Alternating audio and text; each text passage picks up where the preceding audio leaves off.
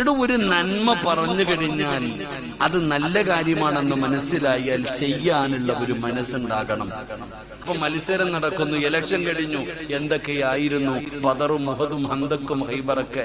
ഇപ്പൊ കാണാൻ റിസൾട്ട് വരുമ്പോ ഈ പറഞ്ഞതൊക്കെ എന്ത് ചെയ്യാൻ കഴിയും? സഹാബത്തിന്റെ ഇടയിൽ ഒരു മത്സരം നടന്നു. സഹാബത്തിനോട് പറഞ്ഞു, സഹാബ അള്ളാന്റെ ദീനിനെ സഹായിക്കണം, ഉള്ളത് കൊണ്ടുവാ സഹാബ. അള്ളാഹുവിന്റെ പ്രവാചകൻ സല്ലല്ലാഹു അലൈഹി വസല്ലമ തങ്ങള് എല്ലാരും വീട്ടിലേക്കും മസ്ജിദ് നബവിയിൽ നിന്ന് ഇറങ്ങി ഓടുകയാ. മഹാനായ സയ്യിദുനാ ഉമർ ഇബ്നുൽ ഖത്താബ് റളിയല്ലാഹു തആല അൻഹു ഉമർ തങ്ങൾ ഇങ്ങനെ വീട്ടിലേക്ക് പോകുമ്പോ മനസ്സിൽ ഒരേ ഒരു ചിന്തയേ ഉള്ളൂ, അബൂബക്കറിനെ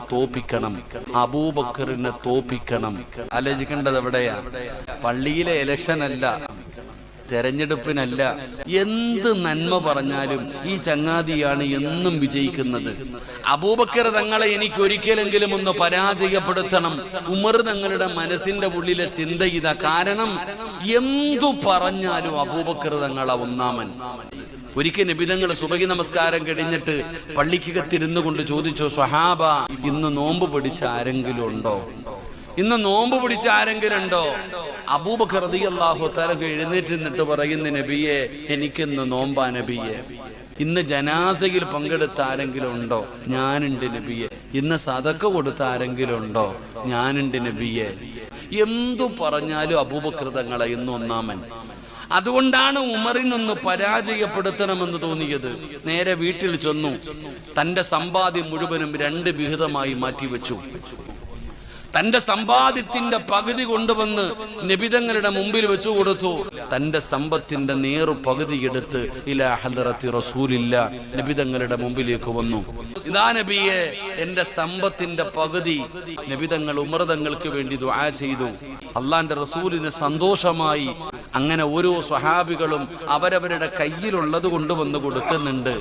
ഉമർ തങ്ങൾ മാറി നിൽക്കുന്നുണ്ട്, അബൂബക്കർ വരുന്നില്ലല്ലോ.